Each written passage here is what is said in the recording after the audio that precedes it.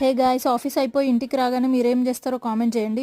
నేనైతే రాగానే morning left over bonda పిండి ఉండే, హస్బెండ్కి ఆకలి అవుతుందంటే ఇంకా బోండాలు వేశాను వేడివేడిగా. మంచిగా పల్లి చట్నీతో తినేశాడు. ఇంకోవైపు మా హస్బెండ్ అయితే దోశ పిండి పడుతున్నాడు రేపు మార్నింగ్ టిఫిన్కి.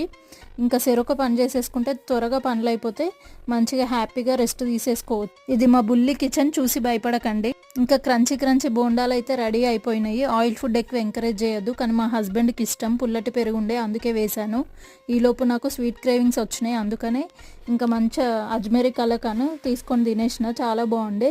ఇంకా ప్లేట్లో సర్వ్ అయితే చేసేసిన పల్లి చట్నీతోని. ఇంకా తినేసాడు. రివ్యూ చూసేయండి మా ఆయన చెప్పేది.